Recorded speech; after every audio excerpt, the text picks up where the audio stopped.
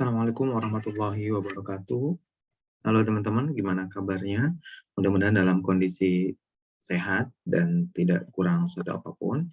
Senang sekali bisa ketemu lagi di video ini. Pada kesempatan kali ini saya ingin membahas mengenai faktur pajak. Mungkin faktur pajak merupakan hal yang biasa kita dengar ya, terutama di dunia perpajakan ya, yakni pajak pertambahan nilai. Namun apa dan bagaimana sebenarnya pengaturan terkait faktur pajak? Kita akan coba simak di paparan saya berikut ini.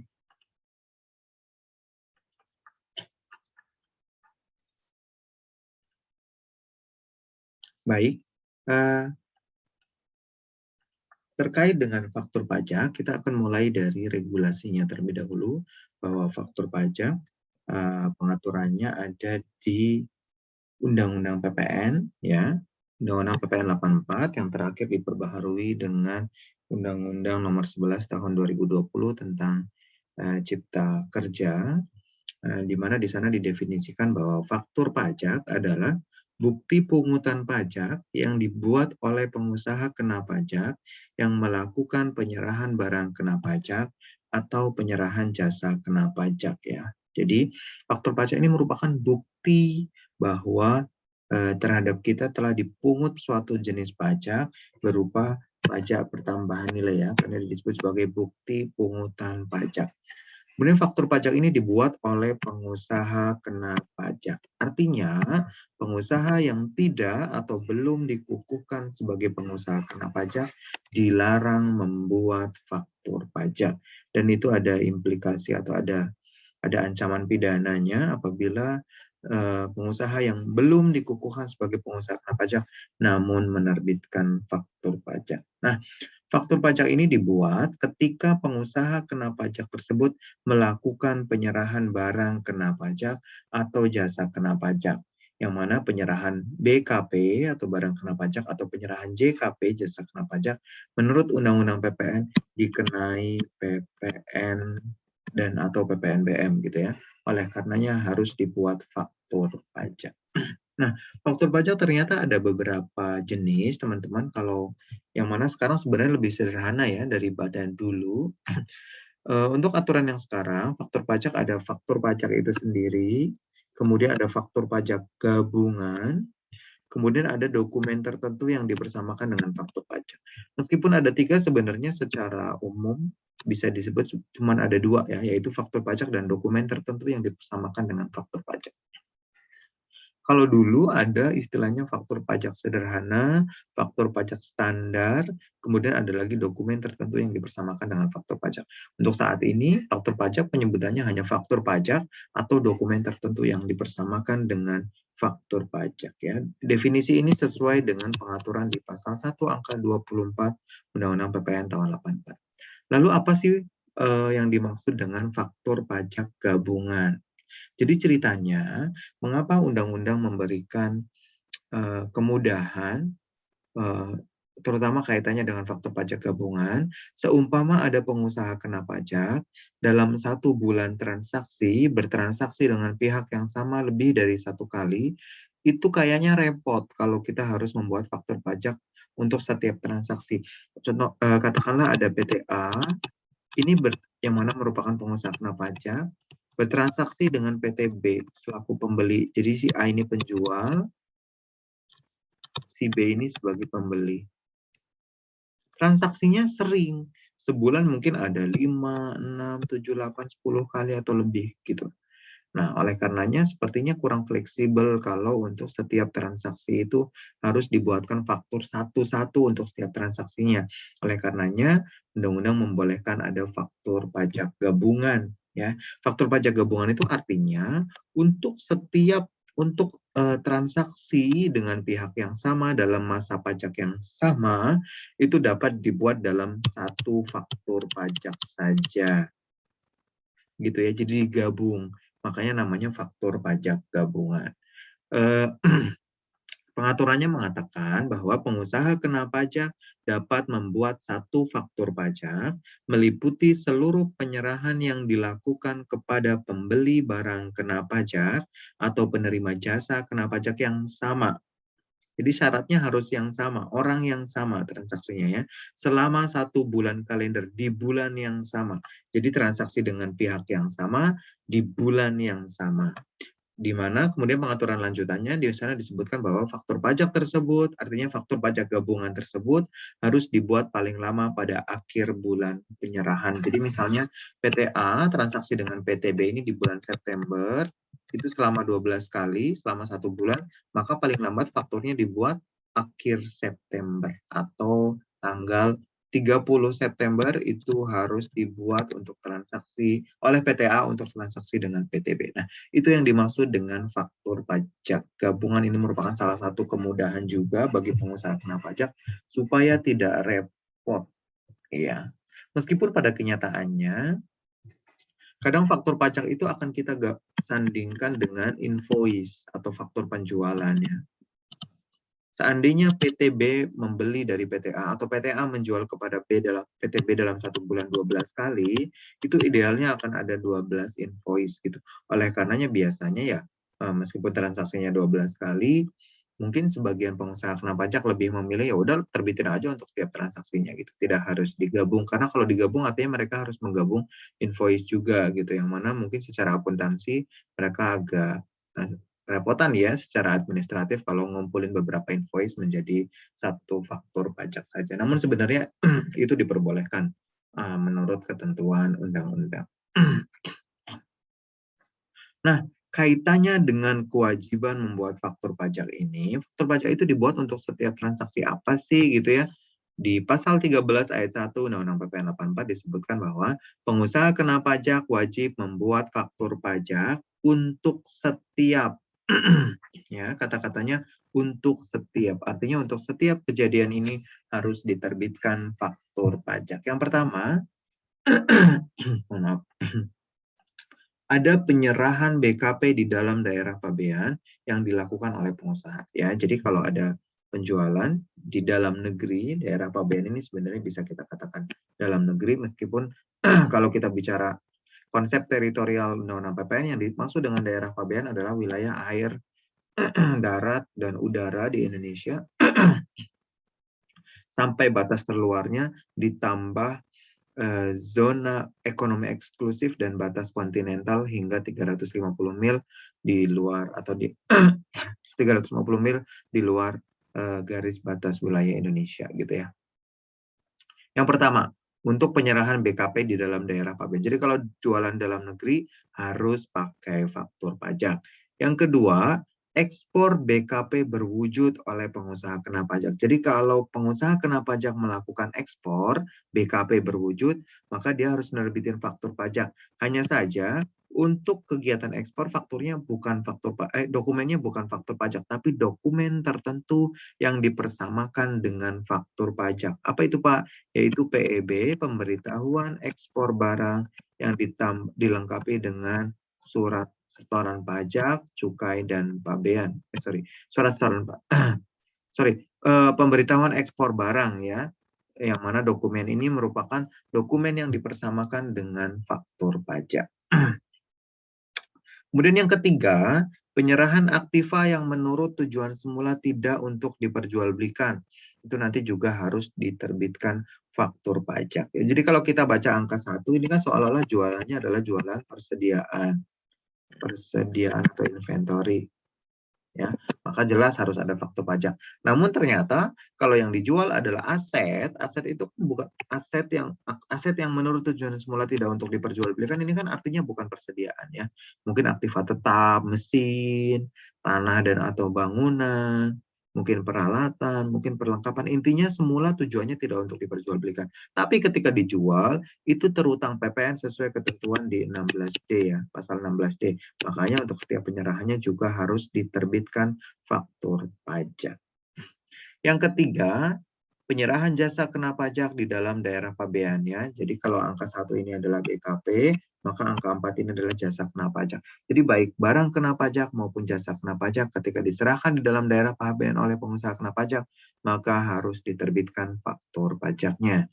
Yang keempat, ekspor BKP tidak berwujud. Jadi yang namanya ekspor itu nggak harus selalu BKP berwujud. Ekspor bisa juga terjadi untuk BKP tidak berwujud atau bahkan jasa kena pajak pada angka 6 ya. Untuk transaksi ini pun harus diterbitkan faktur pajak. Ini kalau BKP tidak berwujud nanti ada namanya pemberitahuan ekspor barang eh, tidak berwujud PEBTB. Sementara untuk ekspor JKP ada pemberitahuan ekspor jasa atau PEJ. Itu merupakan dokumen-dokumen yang kedudukannya dipersamakan dengan faktur pajak. Dari slide ini kita bisa tahu bahwa oh ternyata faktur pajak itu diterbitkan untuk setiap transaksi yang terutang PPN. Lagi-lagi kembali ke definisi faktur pajak bahwa faktur pajak adalah bukti pungutan pajak. Oleh karenanya kalau kemudian kita tahu juga bahwa PPN merupakan pajak atas transaksi ya, pajak atas konsumsi yang ditransaksikan gitu ya. Pajak atas transaksi yang mengindikasikan adanya konsumsi. Makanya untuk setiap ada transaksi yang mengindikasikan konsumsi itu akan terutang PPN.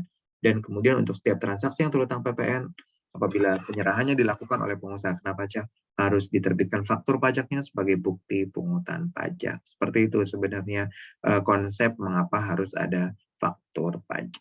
Berikutnya, kapan sih faktur pajak harus diterbitkan, teman-teman? Pada dasarnya, saat penerbitan faktur pajak itu adalah saat penyerahan BKP atau JKP. Itu yang pertama. Itu aturan dasarnya bahwa eh, saat penerbitan faktur pajak adalah saat terutangnya PPN. Kapan saat terutangnya PPN? Saat penyerahan barang kena pajak atau jasa kena pajak. Itu yang pertama.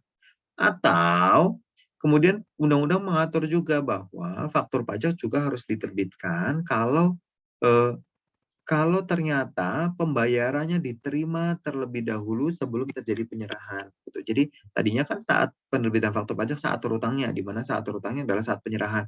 Namun bisa jadi ada kondisi di mana pembayarannya diterima terlebih dahulu, sementara penyerahannya belum. Ini kita menyebutnya sebagai pembayaran uang muka misalnya.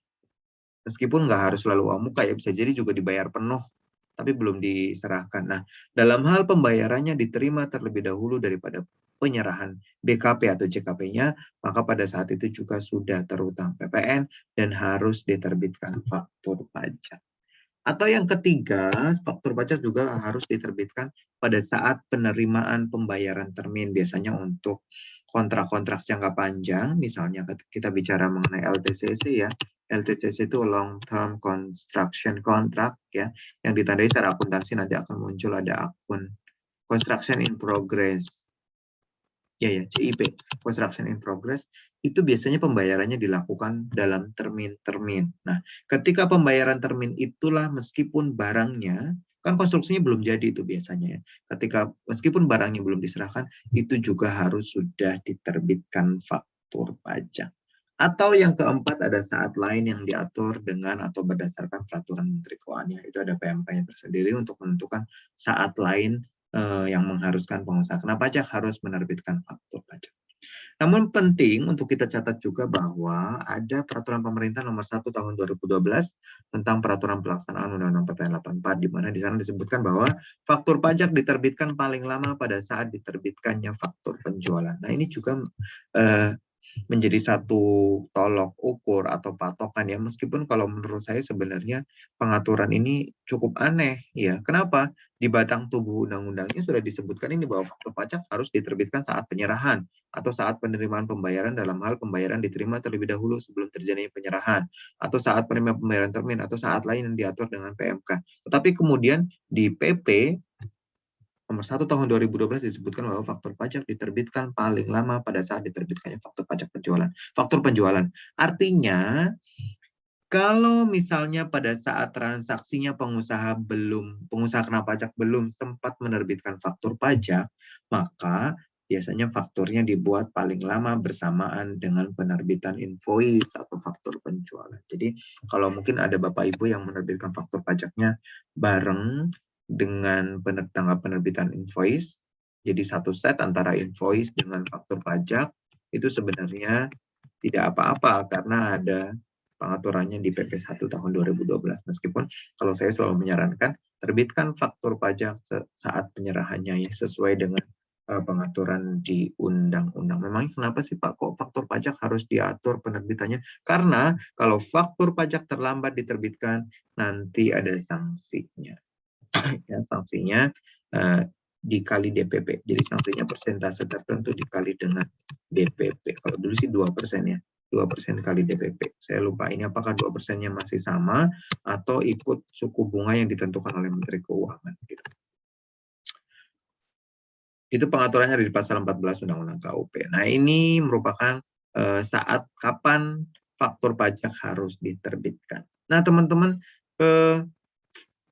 aturan mengenai PPN di Indonesia itu cukup rigid. Ya, kenapa? Karena bahkan sampai penomoran dokumen faktur pajak pun diatur gitu. Kalau dulu nomor faktur pajak ini manual ya. Artinya pengusaha kena pajak harus membuat sendiri. Kalau sekarang dengan adanya elektronik faktur pajak atau e-faktur atau e-tax invoice, faktur pajak ini nomornya sudah given-nya. Jadi pre-populated. Ya, artinya diberikan terlebih dahulu. PKPA, kamu dikasih jatah nomor fakturnya 1 sampai 1000 misalnya. Artinya, dalam tahun pajak yang sama, maka nomor 1 sampai 1000 itu hanya dimiliki oleh PKPA. Artinya tidak akan ada nomor faktur pajak dengan nomor yang sama se-Indonesia ya, karena ya satu nomor hanya dipakai oleh pengusaha kena pajak tersebut. Tentu saja tujuannya adalah dalam rangka pengamanan, kemudian pengawasan supaya penerbitan faktur pajak yang dilakukan oleh pengusaha kena pajak menjadi lebih dapat terawasi dengan baik. Ya. Nah, di dalam terminologi PPN atau di dalam kaidah-kaidah PPN itu nomor seri faktur pajak itu diatur ya, diatur di sana. Di mana menurut Per 24 Peraturan Dirjen Pajak nomor 24 tahun 2012, faktur pajak itu kode dan nomor serinya terdiri dari berapa digit? 3 digit, 6, 8. Ada 16 digit ya, terdiri dari 16 digit. Di mana sebenarnya nomor seri faktur pajak itu mulai dari digit ke-4 sampai digit ke-16. Kenapa? Karena digit 1, 2, 3 merupakan kode transaksi. Jadi kalau sekarang kan modelnya minta jatah namanya. Minta jatah nomor seri faktur pajak. Itu dilakukan secara online. Nanti diberikan tuh oleh Dirjen Pajak, kamu jatahnya nomor sekian sampai sekian. Nah, jatahnya ini given. Ya, jadi Bapak Ibu tidak perlu pusing dengan nomornya. Yang perlu dicatat hanya nomor yang dijatah itu hanya bisa dipakai di tahun memintanya. Jadi misalnya tahun memintanya 2021, nomornya harus dipakai di tahun 2021 saja. Artinya kalau lebih di akhir tahun masih ada nomor yang tidak terpakai, itu harus dikembalikan ke Dirjen Pajak. Tidak bisa diteruskan untuk tahun pajak berikutnya. Ya, karena biasanya di sini ada kode tahunnya, di sini 21. Kalau 21 artinya hanya dipakai untuk tahun pajak 2021. Ya. Sementara digit ke-1 dan ke-2 merupakan kode transaksi dan digit ke-3 merupakan kode status. Kode status ini cuma terdiri dari 2 digit, 0 atau 1. Kalau 0 artinya normal, 1 artinya penggantian. Artinya faktur pajaknya diganti. Ya. Ini dia kode dan nomor seri faktur pajak. Lalu kode faktur pajak itu apa saja? Kode faktur pajak itu pada dasarnya adalah nomor 2 digit dari 01 sampai dengan 09. Jadi kan 2 digit ya. Nanti digit ketiga itu kode status. 01 sampai 09. Di mana nomor 5 ini sudah tidak dipergunakan lagi. Jadi ada 8 aja. Ada kode 01 itu merupakan penyerahan kepada selain pemungut. Kode 02 merupakan penyerahan kepada pemungut bendaharawan. Kode 03 merupakan penyerahan kepada pemungut PPN lainnya. Dan kode 04 merupakan kode untuk penyerahan yang PPN-nya dipungut dengan menggunakan DPP nilai lain. DPP itu dasar pengenaan pajak yang nilainya telah ditentukan, gitu ya. Kemudian 06 ini untuk mungkin teman-teman pernah dengar istilah VAT refund. Jadi kalau di tempat-tempat wisata, misalnya di Yogyakarta, di Denpasar, itu ada toko-toko bebas PPN ya, di mana ketika turis membeli barang kena pajak dari toko-toko ini, mereka PPN-nya bisa diretur ya di bandara. Dan ini nanti penerbitannya menggunakan kode 06. Sementara 07 dan 08 itu merupakan penyerahan untuk transaksi yang mendapatkan fasilitas. Kalau 07 itu tidak dipungut, 08 itu dibebaskan.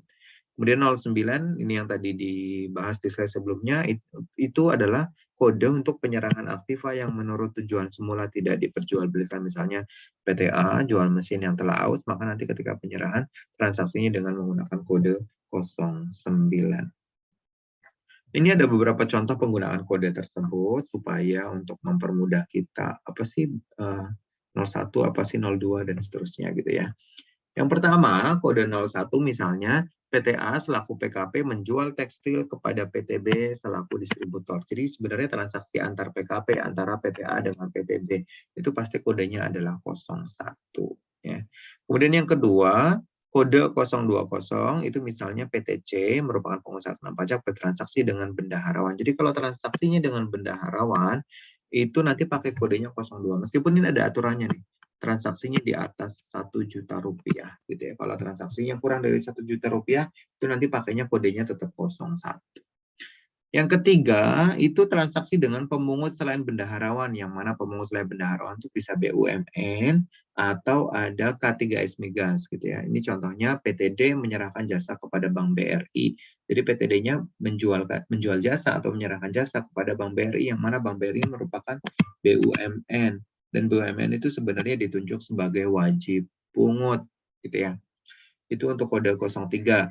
Kemudian untuk kode 04 itu untuk DPP nilai lain ya. Nanti, jadi kalau kita bicara DPP nilai lain, ada beberapa DPP yang nilainya telah ditentukan. Gitu.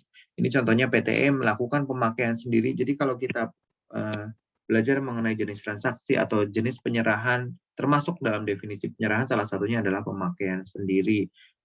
Jadi kalau ada wajib pajak memakai sendiri hasil produksinya, untuk tujuan konsumtif terutama itu harus terutang PPN dan harus diterbitkan faktur pajak. Fakturnya dengan kode 04. Kemudian 06 itu tadi sudah saya cerita, ini untuk VAT refund ya. Jadi tidak perlu saya jelaskan lagi.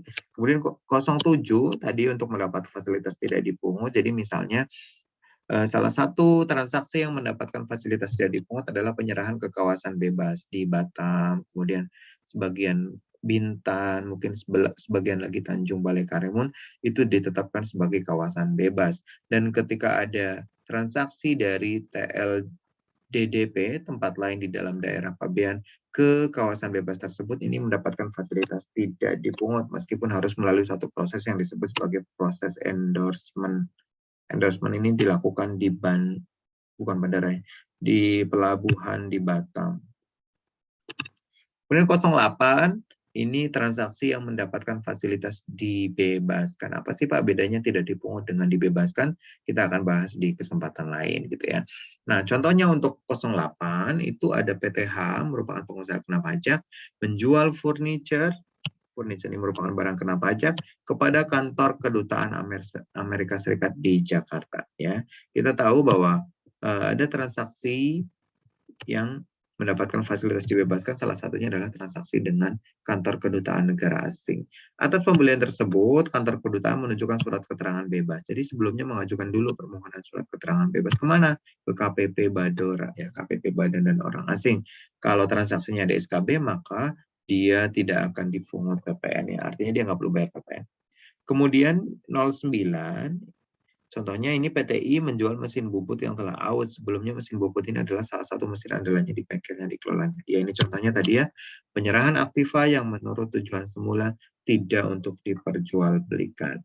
Berikutnya ada beberapa dokumen tertentu yang kedudukannya dipersamakan dengan faktur pajak nih. Ada 16 dokumen ya. Mungkin saya akan meng-highlight beberapa saja. Misalnya surat tagihan atas penyerahan jasa telekomunikasi. Jadi kalau dapat tagihan telepon itu juga kedudukannya dipersamakan dengan faktur pajak.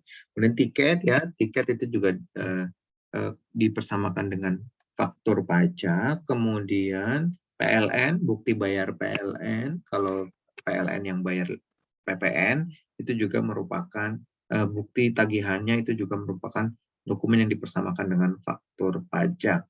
Kemudian ada PEB, nah tadi saya cerita PEB nih, PEB yang dilampiri nota pelayanan ekspor, invoice dan bill lading atau RW bill. Jadi nggak cukup PEB, tapi harus dilampiri dengan invoice dan BL atau bill of lading. Kemudian ada juga PEJ atau BKP tidak berwujud, PIB untuk kegiatan impor yang dilengkapi dengan SSP, SSPCP atau pungutan DJBC gitu ya. Nah, ini beberapa dokumen yang kedudukannya dipersamakan dengan faktur pajak. Mungkin teman-teman bisa mencari referensi sendiri terkait dengan dokumen-dokumen tersebut. Nah, selanjutnya ada beberapa kondisi terkait dengan faktur pajak ya. Mungkin perlu kita pelajari. Yang pertama ada faktur pajak pengganti.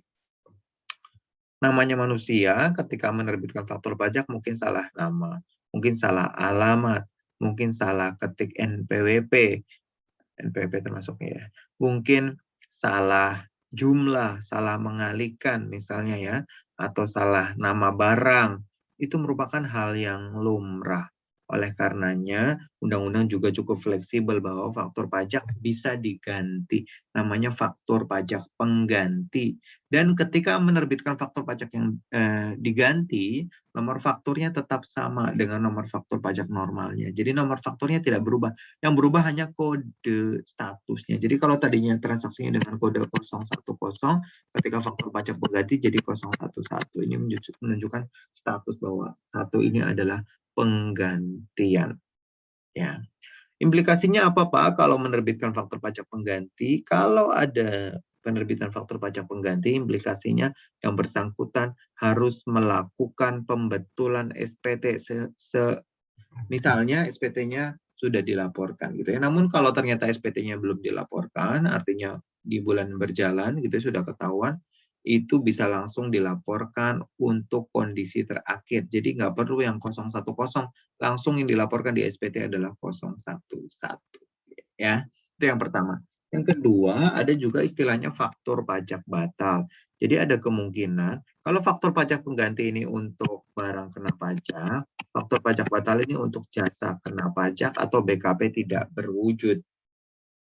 Ya, jadi kalau misalnya batal nih jasanya, maka BKP pembeli dapat menerbitkan faktur pajak batal. Sama seperti faktur pajak pengganti, faktur pajak batal ini bukan menerbitkan faktur pajak baru, tetapi dengan cara melakukan atau mengirimkan pemberitahuan. Jadi pemberitahuan yang bikin pembeli nih, pemberitahuan ke KPP tempat terdaftar dianya sendiri dan ke KPP tempat penjual terdaftar gitu ya. Artinya dikirim ke dua KPP. Apa Pak isi suratnya? Yang pertama mengatakan bahwa transaksi tersebut telah batal ya. Kemudian kalau misalnya sudah dilaporkan di SPT harus melakukan pembetulan SPT seperti itu. Kemudian ada juga nota retur, namanya orang bisnis bisa jadi ada pembelian barang yang ternyata tidak sesuai spek, kemudian kekecilan, kegedean, warnanya tidak cocok, dan lain-lain. Dalam hal ada retur, maka pembeli harus menerbitkan nota retur gitu ya. Nota retur ini hanya bisa diterbitkan oleh pembeli yang telah dikukuhkan sebagai pengusaha kena pajak. Jadi pembeli yang belum dikukuhkan sebagai pengusaha kena pajak tidak bisa membuat nota retur gitu ya. Nah, nota retur ini nantinya di SPT masa PN dilaporkan dengan nilai negatif gitu. Artinya apa? Kalau pelaporan negatif ini bagi penjual akan mengurangi penjualan gitu ya karena ada pelaporan negatif, sementara bagi pembeli juga akan mengurangi pajak masukan karena ada pajak masukan yang ditulis negatif gitu ya. Namun, berbeda dengan faktur pajak pengganti dan faktur pajak batal, penerbitan nota retur ini tidak mengakibatkan adanya pembetulan. Jadi nggak perlu pembetulan, cukup dilaporkan karena returnya dianggap terjadi di masa terjadinya retur. Maka returnya dilaporkan di bulan terjadinya. Ada juga nota pembatalan. Kalau nota retur ini untuk barang, nota pembatalan ini untuk jasa. Ini mirip ya, sama intinya hanya bisa diterbitkan oleh pengusaha kena pajak. Kemudian apa namanya? Kalau nota pembatalan ini juga tidak mengakibatkan wajib pajak perlu melakukan pembetulan. Ya. Yang pembetulan hanya faktur pajak pengganti atau faktur pajak batal. Nah, ternyata ada beberapa kondisi mungkin teman-teman yang tidak, kadang kalau kita ketemu case-nya kita kebingungan nih. Misalnya ini saya ambilkan dari lampiran Per 24 tahun 2012 ya. Di sana disebutkan yang pertama, penyerahan yang menggunakan kode transaksi 01 adalah penyerahan yang terutang PPN dan PPN-nya dipungut oleh PKP penjual yang melakukan penyerahan BKP dan atau JKP yang penyerahannya tidak termasuk dalam kategori penyerahannya menggunakan DP nilai lain, penyerahan lainnya dan atau penyerahan kepada orang beri. Oke, penyerahan. Nah, ini adalah kaitannya dengan pengaturan kode transaksi 01. Kemudian 0203 adalah penyerahan kepada pemungut PPN yang PPN-nya dipungut oleh pemungut PPN termasuk atas penyerahan dalam negeri. Intinya kalau transaksi dengan pemungut PPN termasuk kalau ada transaksi 04, 06 atau 09 maka lari dulu ke 02 atau 03. Kemudian di poin D, dalam hal atas penyerahan kepada pemungut PPN yang terutang dikecualikan dari pemungut oleh pemungut PPN, maka kode transaksi yang digunakan mengacu pada ketentuan. Jadi kalau misalnya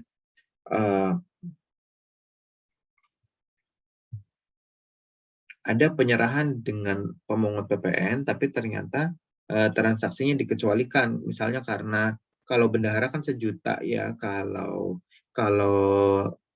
BUMN atau K3 migrasi itu 10 juta batasannya. Kalau di bawah itu maka nggak perlu pakai kode 02 atau 03, tapi langsung kembali ke kode 01 ya, karena tidak memenuhi syarat. Kemudian yang kelima, penyerahan yang mendapatkan fasilitas PPN tetap mendapatkan kode 07 atau 08. Jadi kalau misalnya transaksinya mendapatkan fasilitas, maka kode transaksinya tetap 07 atau 08 gitu ya. Nah, kemudian faktur itu bentuknya seperti apa ya? Jadi ini adalah bentuk e-faktur ya. Sebagai ini saya kutipkan dari pengumuman Direktur Jenderal Pajak nomor 01 tahun 2014. Ini merupakan bentuk ya e-faktur. Tidak perlu ditandatangan karena di sini sudah ada QR code ya sebagai alat kontrol, dan QR code ini bisa di-scan oleh siapa saja selama punya device untuk men-scan QR code tersebut. Nah, sampai di sini teman-teman kaitannya dengan pembahasan mengenai faktur pajak, mudah-mudahan memberikan pencerahan ya kepada benak dan sanubari teman-teman, dapat diserap, diterima dengan baik gitu ya, supaya menginternalisasi ke diri teman-teman kaitannya dengan pajak pertambahan nilai. Sekian dari saya, terima kasih atas perhatiannya, terima kasih juga telah mampir. Wassalamualaikum warahmatullahi wabarakatuh.